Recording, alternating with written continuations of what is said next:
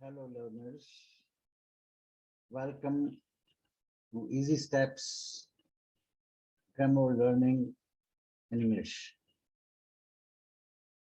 I am Professor S.S. Chaudhary. I have already discussed all the parts of speech with you which are 8 in number, from noun to interjection. बार बार मैंने इस बात पर बल दिया है कि इन शब्दों को हम प्रारंभ में ही जान जाएंगे कि कौन सा शब्द कौन सा पार्ट ऑफ स्पीच है। शब्द भेदों को हम अगर जान जाएंगे तो आगे चल के किसी भी तरह की परेशानी नहीं होगी। मेरा प्रैक्टिकल सजेशन ये है, इस प्रकार शब्द भेद जानने के बाद हमें पता चलता है कि भाषा सीखने के लिए कितने प्रकार के शब्द जानने जरूरी हैं। जितना अधिक किसी का शब्द भंडार होगा उसके लिए भाषा सीखना उतना ही सरल हो जाएगा। शब्द भंडार, अब आपको जैसे शब्दों के बारे में जानकारी हो गई तो आपको अधिक से अधिक शब्द जानने पड़ेंगे। इसलिए अपना शब्द भंडार बढ़ाने के लिए शिक्षार्थी को एक परमानेंट डायरी बनानी चाहिए, जिसमें जिस स्रोत यानी सोर्स से भी नए शब्द मिले उन्हें वह उनके अर्थ और प्रयोग के साथ नोट करता चले और प्रतिदिन उन्हें पढ़ता रहे। धीरे धीरे वे उसके मस्तिष्क पटल पर छप जाएंगे और उसकी स्मृति व भाषा का हिस्सा बन जाएंगे। उस डायरी में 3-4 भाग बना लेने चाहिए।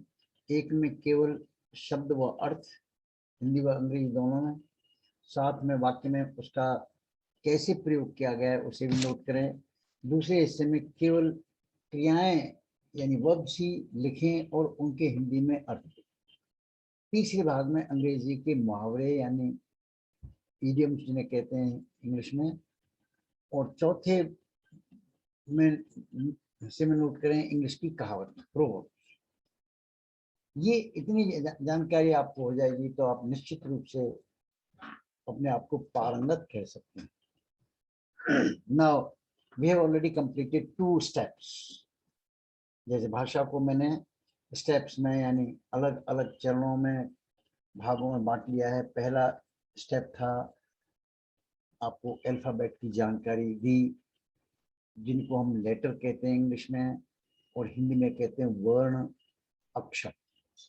अक्षरों के बारे में जानकारी, ABCD जो होती है ये अक्षर हैं हिंदी में, और आ से लेकर क ख और ज्ञ तक है कि ये अक्षर हैं, अलग अलग अक्षर हैं। उनसे ये एक सेट तो पूरा था जो आप जानते हैं। उसके बाद उन अक्षरों का हमें क्या फायदा, उन अक्षरों से हम बनाते हैं शब्द, वाक्य। इंग्लिश में कहते हैं वर्ड, इंग्लिश में कहते हैं उनको वर्ड, और हिंदी में कहते हैं शब्द। शब्द कैसे बनते हैं ये आपको जानकारी दी कि कुछ अक्षरों को एक समूह में लिखने से एक शब्द बनता है जिसका कोई अर्थ निकलता है, इसलिए उसको हम वर्ड कहते हैं।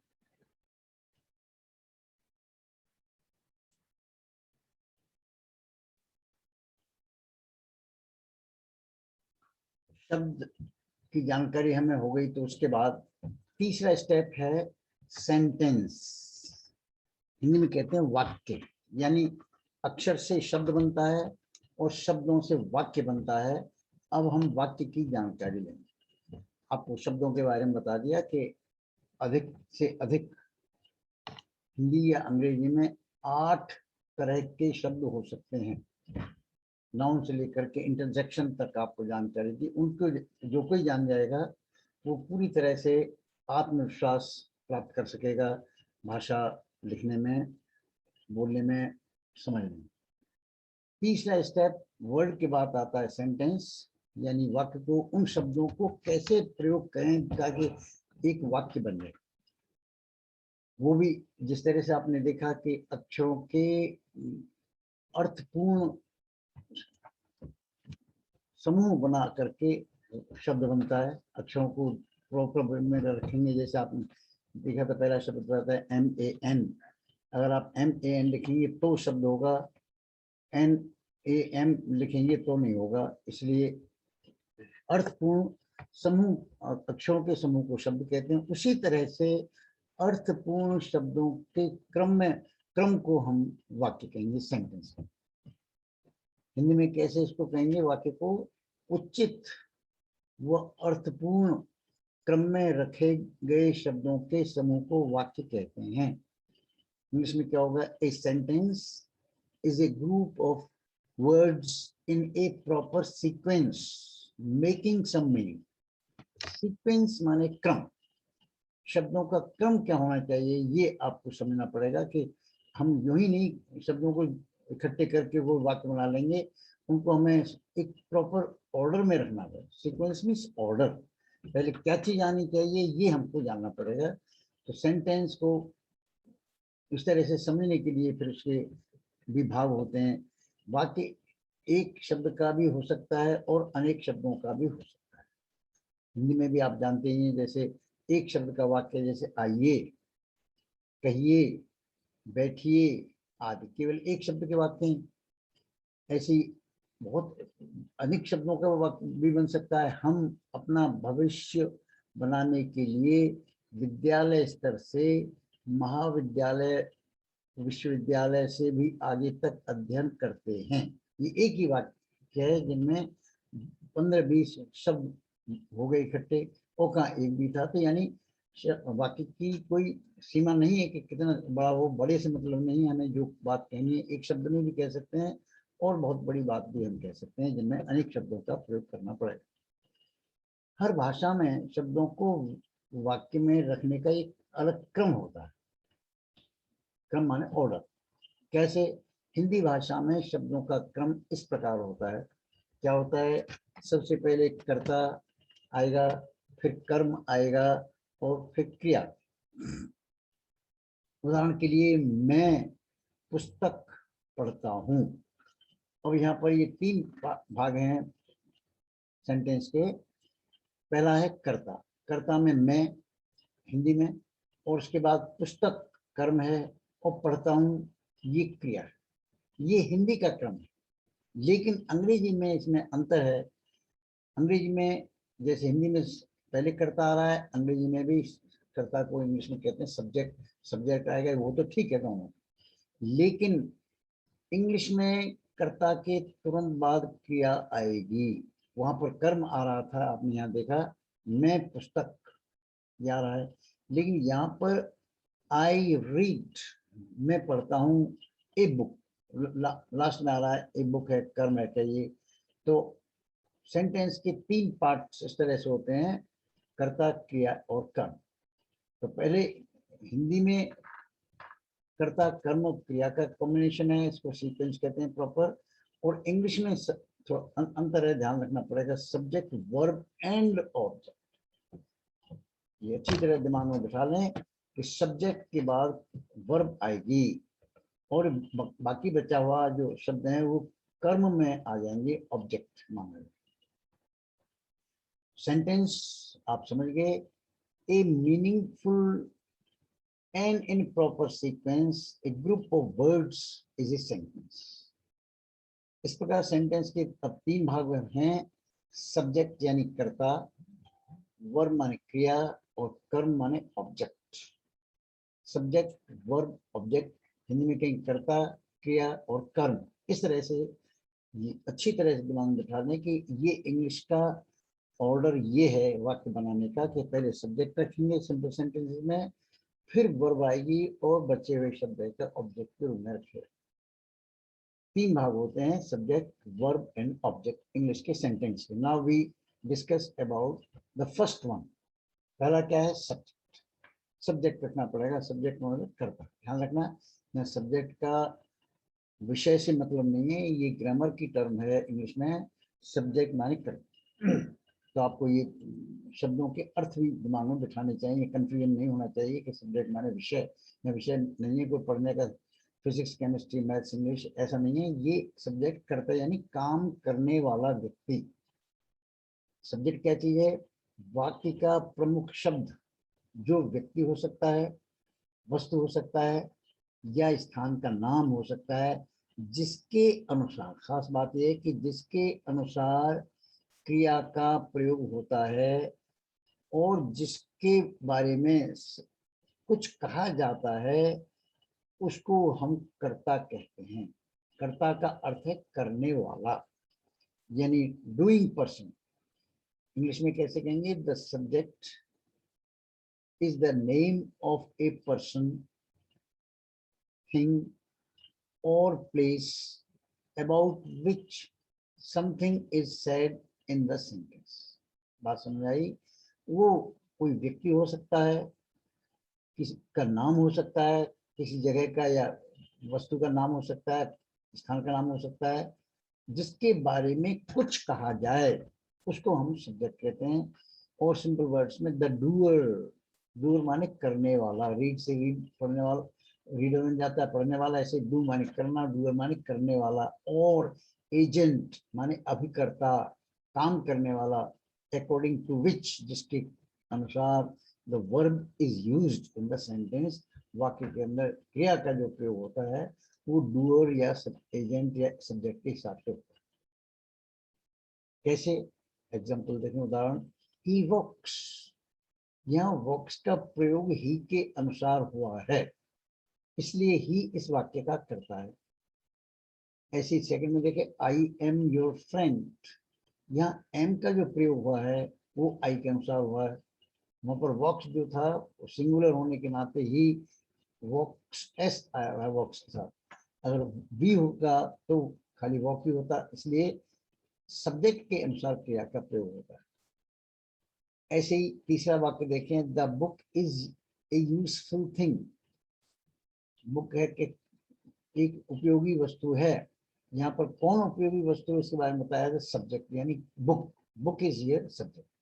तो ऊपर वाले वाक्य में देखा आपने, व्यक्ति ही सब्जेक्ट है, यहाँ पर दूसरा व्यक्ति आई सब्जेक्ट है, लेकिन तीसरे वाक्य में व्यक्ति नहीं है, वस्तु है, द बुक इज, यहाँ इसका प्रयोग बुक के हिसाब से हुआ है और बुक के बारे में कुछ कहा गया है, इसलिए द बुक इज सब्जेक्ट।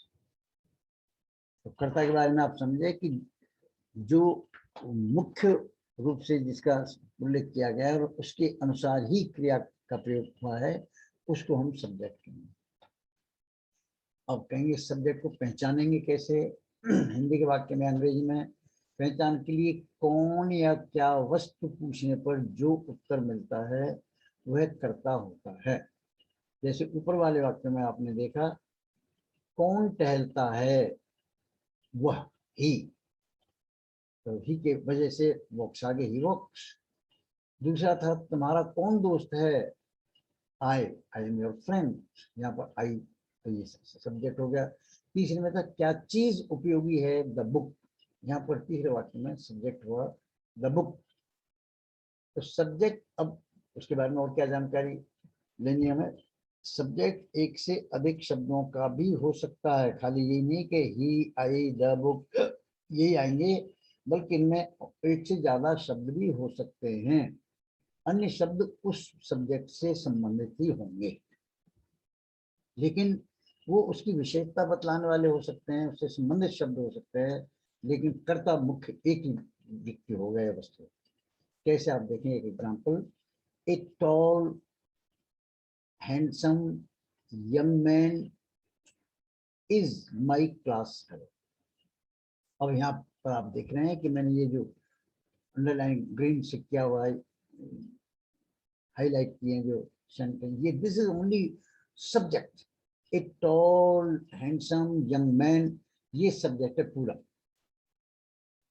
और इसके बाद इज ये वर्ब है, और माई क्लास फेलो ये बचा हुआ शब्द है, ऑब्जेक्ट या कॉम्प्लीमेंट कहते हैं, आगे चर्चा करेंगे। ये है तो तीन चीज है इसमें, subject, a tall handsome young man, 5 शब्दों का एक सब्जेक्ट बना हुआ, a tall handsome young man, ये यहाँ तक ये सब्जेक्ट ही है। इज, कौन है toll handsome, one man, young man, MAN, ये जो आ रहा है इसकी वजह से इसमें इज आ रहा है, और बाकी बचाओ माई क्लास फेलो, एक लंबा सुंदर युवा पुरुष मेरा कक्षा साथी है। अब एक लंबा सुंदर और युवा ये उसकी ही विशेषता है मैन की, इसलिए इसको हम सब्जेक्ट कहेंगे, इसके कॉम्प्लीमेंट्री सब्जेक्ट वर्ड्स हैं। उक्त वाक्य में 5 शब्दों का सब्जेक्ट है, किंतु मुख्य शब्द हेड वर्ड इसका मैन ही है। मैन अभी आपको बताया जैसे मैन ये, और इसी के अनुसार वर्ब इसका प्रयोग हुआ है। मैन से पहले आने वाले चारों शब्द इसकी विशेषताएं बता रहे हैं, ये एडजेक्टिव सेंस है। सब्जेक्ट में नाउन या प्रोनाउन अथवा नाउन का कार्य करने वाले अन्य शब्द जेरंड या इंफिनिटिव भी हो सकते हैं। बताएं सब्जेक्ट में क्या क्या हो सकता है। सब्जेक्ट में नाउन आ सकता है, अकेला नाउन मैन, या प्रोनाउन उसकी जगह ही आ सकता है, या नाउन की तरह काम करने वाले, ये सिखाया आगे और जानेंगे आप। जेरंड कहते हैं क्रिया में ING लगाने वाले, लगाने के बाद जो शब्द बनेंगे जेरंड कहेंगे, या इन्फिनिटिव भी हो सकता है, टू वगैरह लगाना। ये अब जैसे नीचे के उदाहरण से स्पष्ट हो जाएगा आपको।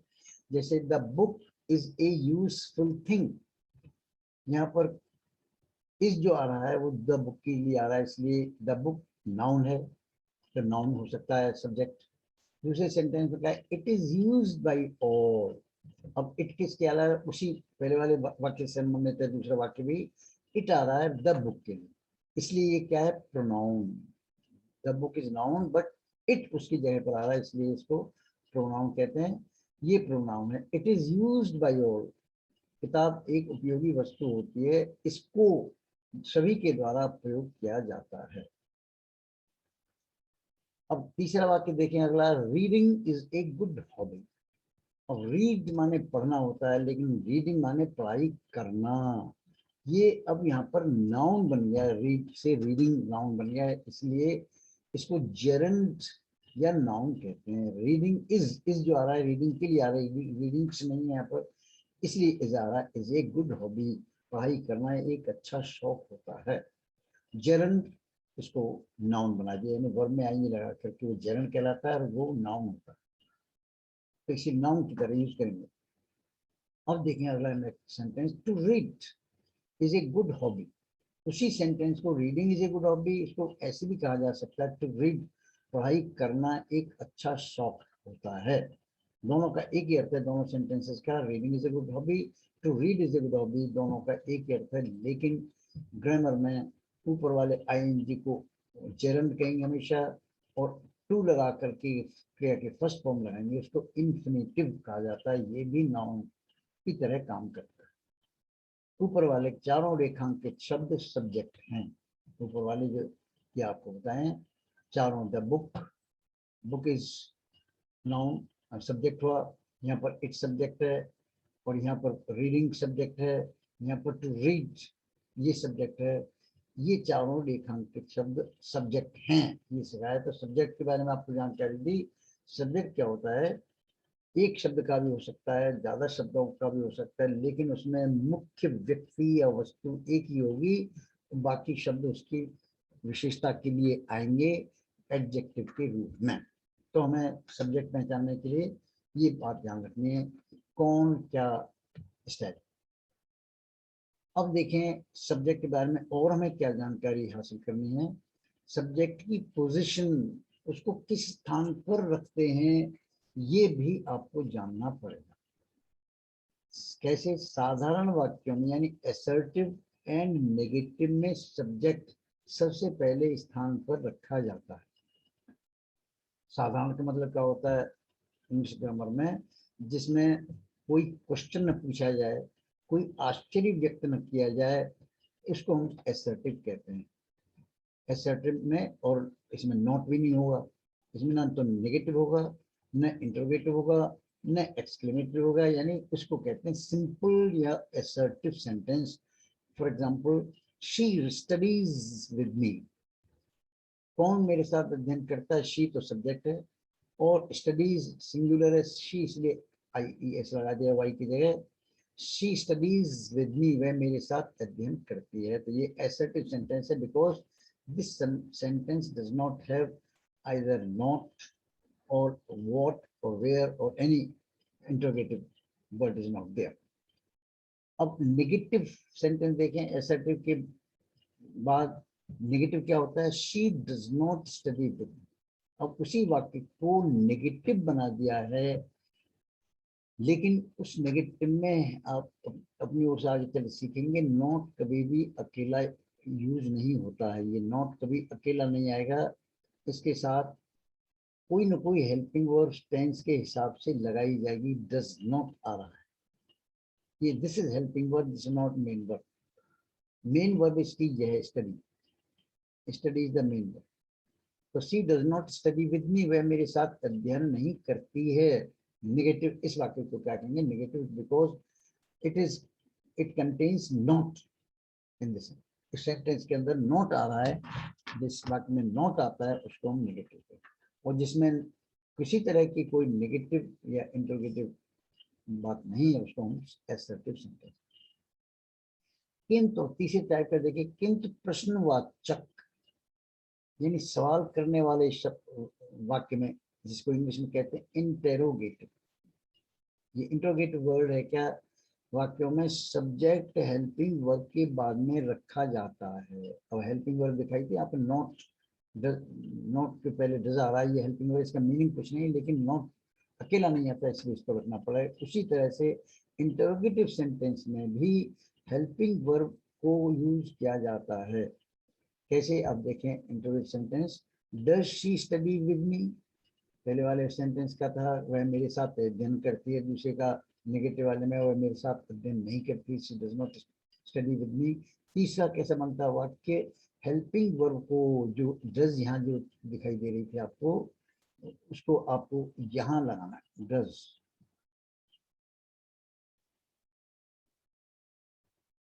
ये डज है क्या, दिस इज हेल्पिंग वर्ब।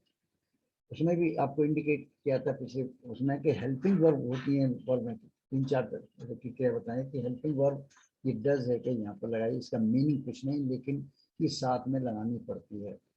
उसी तरह से अब आप देखिए यहाँ पर लगा दिया, इस डज को पहले लगाना पड़ेगा, लेकिन क्या ये डज शी स्टडी विद मी, क्या वह मेरे साथ अध्ययन करती है। अब यहाँ आप देख रहे हैं अंग्रेजी हिंदी से कितनी भिन्न है, इसमें क्या शब्द कहीं नहीं आ रहा है, लेकिन इसका मीनिंग क्या होगा, क्या वह मेरे साथ अध्ययन करती है। तो ये हेल्प, ये मैंने डार्क से जो किया हुआ बोल लेते हैं, this is helping verb, it does not have any meaning, but because we have to make the sentence interrogative, we have to use it in the beginning of the sentence. Does she study, और she क्या है, subject है, subject के हिसाब से ये helping verb है। अगर शी की जगह वी होगा तो यहाँ पर डू आएगा, यू होगा तो डू आएगा, दे होगा तो डू आएगा, लेकिन सिंगुलर आएगा तो डज आ रहा है, शी, ही, इट, इससे नाम कोई होगा तो ये डज आ। इस तरह से इंटरोगेटिव तीसरा हमने बताया आपको इंटरोगेटिव। अब एक और इंटरोगेटिव है, लेकिन that is different from the previous interrogative sentence. अब इसमें क्या होगा, अब आपको डज, जैसे आपको मैं यहाँ से बता रहा हूँ, डज शी स्टडी विद मी, वही सेंटेंस यहाँ से आप देखेंगे, डज शी स्टडी विद मी। ये आप देख रहे हैं कि ऊपर वाले में भी ये पूरा का पूरा सेंटेंस ये डज शी स्टडी विद मी, यहाँ पर भी ये आ रहा है डज शी स्टडी विद मी।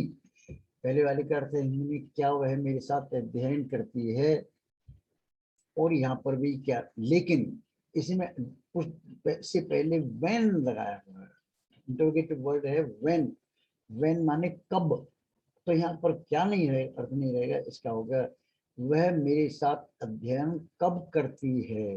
अब इसका अर्थ हो गया WH वर्ड से, when, why, where, whom, whose, इस टाइप के जो शब्द आते हैं इनको हम हेल्प इंटरोगेटिव वर्ड्स कहते हैं, प्रश्नवाचक शब्द। अगर वो लगे हों, सबसे पहले उन्हें लगाना है, उसके बाद हेल्पिंग वर्ब लगाना आवश्यक है इनके साथ, तभी उसका अर्थ इंटरोगेटिव होगा, यानी प्रश्नवाचक होगा। इस तरह से ये चार तरह के वाक्यों का आपको उल्लेख किया। सब में एसर्टिव नेगेटिव में सब्जेक्ट सबसे पहले स्थान पर आता है, ये बताया इसमें, सबसे पहले सब्जेक्ट आ रहा है एसर्टिव में सिंपल। नेगेटिव में भी सब्जेक्ट पहले आ रहा है, लेकिन अंदर नॉट अकेला नहीं है कि हेल्पिंग वर्ब बताए। तीसरे वाले में अब डज आ रहा है सबसे पहले, क्या के इंग्रेजी, this is this word has been used in place of क्या इन हिंदी, हिंदी में जो क्या कहा जाता है उसके लिए हमें उस टेंस, सेंटेंस के जो टेंस है उसके अनुसार हेल्पिंग वर्ब का प्रयोग करना पड़ेगा।